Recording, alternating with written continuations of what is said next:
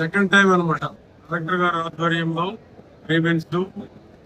ఈ గ్రీవెన్స్ లో కూడా ప్రధానమైనటువంటి సమస్యలు జగన్మోహన్ రెడ్డి చేసినటువంటి అరాచకాలనాల రీసర్వే పేరిట వాళ్ళ పార్టీ వాళ్లకు అనుకూలంగా నిర్ణయాలు తీసుకోవటం వల్ల చంద్రబాబు గారి ప్రభుత్వం పరిష్కారం చేయాలి యుద్ధ ప్రాతిపదికన అనే ఆలోచన చేస్తున్నప్పటికీ చేయలేని విధంగా జగన్మోహన్ రెడ్డి తప్పులు చేసి కూటమి ప్రభుత్వానికి ఈ రోజు ఈ గ్రీవెన్స్ అప్పచెప్పాడు.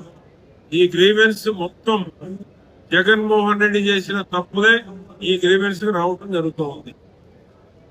భూమి తగ్గిందని కానీ, జన్మన్ అడగంలో మా భూమి వేరే వాళ్ళకి మార్చారని కానీ, హద్దురాళ్లు మార్చారని కానీ జగన్మోహన్ రెడ్డి చేసిన తప్పులే ఈ రోజు కూటమి ప్రభుత్వంలో గ్రీవెన్స్. లేకపోతే గ్రీవెన్సే లేదు.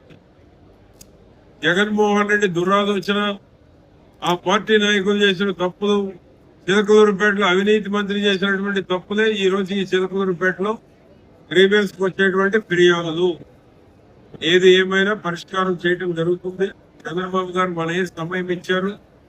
ఇవన్నీ కూడా 4 పక్కల హద్దులు ఉన్నటువంటి వాళ్ళు రావాలంటే పెద్ద సమస్య అయిపోతుంది.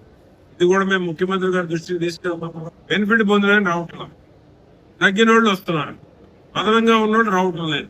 ఇదే పెద్ద సమస్య. అదేవిధంగా 22A1C నేను గతంలో కేబినెట్ మంత్రిగా ఉన్నప్పుడు కూడా దీని మీద పోరాటం చేశాను. ఆఫ్ ఆఫ్ ది చిలకలూరుపేట 22A1Cలో ఉంది. సుప్రీంకోర్టు ఆర్డర్ వచ్చింది 2013లో. 14లో ఇది ఇంప్లిమెంట్ చేయాల్సిన పరిస్థితి వచ్చింది. దీన్ని మళ్ళా గౌరవ ముఖ్యమంత్రి గారు చంద్రబాబు నాయుడు గారు కూటమి ప్రభుత్వం ఏర్పడక ముందు 14-19లోనే కేబినెట్ రిజల్యూషన్ చేసి ప్రెసిడెంట్ పంపించడం కూడా జరిగింది. ఆ తర్వాత ఎన్నికలు రావటం, ప్రభుత్వాలు మారటం, జగన్మోహన్ రెడ్డి ఏమో పాదయాత్రలో 22A1Cని క్లియర్ చేస్తానని చెప్పి మోసం చేసి ఓట్లేయించుకున్నాడు. కానీ 5 ఏళ్లు పదవిలో ఉంటాడు, రాష్ట్రాన్ని దోచేశాడు. కానీ ఈ సమస్య మాత్రం పరిష్కారం లేదు. 22A1C అంటే ఉండిపోయింది. జగన్మోహన్ రెడ్డి కూడా మోసం చేసిపోయాడు. తిరిగి మరలా ఇప్పుడు కూటమి ప్రభుత్వమే దీన్ని పరిష్కారం చేసే దిశగా చంద్రబాబు గారు ఆలోచన చేస్తున్నారు. కూటమి ప్రభుత్వంలో సమస్య పరిష్కారం అవుతుంది. 22A1C పరిష్కారం అయ్యేంత వరకు కూడా నేను కూడా వారి తరఫున ముఖ్యమంత్రి గారి మీద కూటమి ప్రభుత్వం మీద ఒత్తిడి తీసుకురావడం కూడా జరుగుతుంది. అంతేకాకుండా టిడ్కో హౌస్ చేరని వాళ్ళందరూ రిజిస్టర్ చేసిపోయారు. ఈ రోజు వారు చేరటం లేదు, రిజిస్టర్ చేసిపోయారు. లీగల్ గా ఏం చేయలేకపోతాం. చేరనందువల్ల చేరినటువంటి వాళ్ళకి అసాంఘిక కార్యక్రమాలు ఉండటం వలన చేరిన వాళ్ళు అసౌకర్యంగా ఫీల్ అవుతున్నారు. ఇల్లు వాడుకలో లేకపోతే కూడా నష్టం జరుగుతుంది. కాబట్టి ఇల్లు వాడుకలో ఉండాలి. ఎవరైతే రిజిస్టర్ చేసుకున్నారో టిడ్కో ఇళ్ళు అవన్నీ చేరమంటున్నాం. లేకపోతే ప్రభుత్వానికి హ్యాండ్ ఓవర్ చేయండి, మీరు కట్టిన డబ్బులేమంటే తిరిగి ఇప్పించేస్తాం.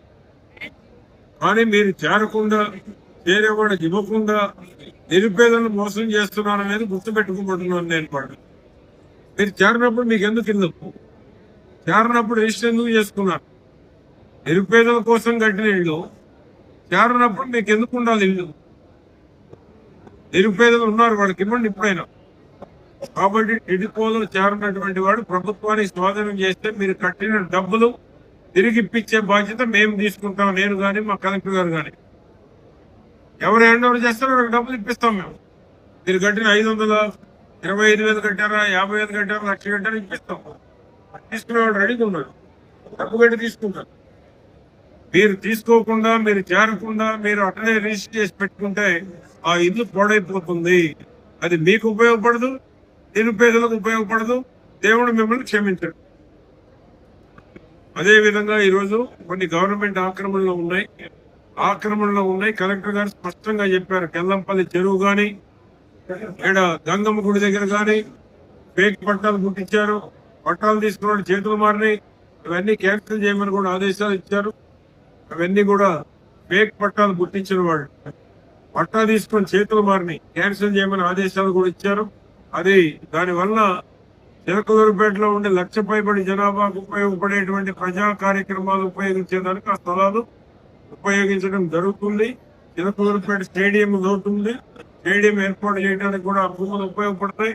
కాబట్టి చేతులు మారిన వాళ్ళు ఫేక్ పట్టాలు పుట్టించిన వాడు తప్పుకోవాలని కూడా నేను కోరుతా ఉన్నాను. ఆ విధంగా ఈ రోజు గ్రీవెన్స్ లో మా కలెక్టర్ గారి ఆధ్వర్యంలో బ్రహ్మాండంగా జరిగింది.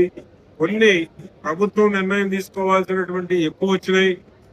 కలెక్టర్ గారి ఆధ్వర్యంలో చేయగలిగేటువంటి చేయమంటున్నాము.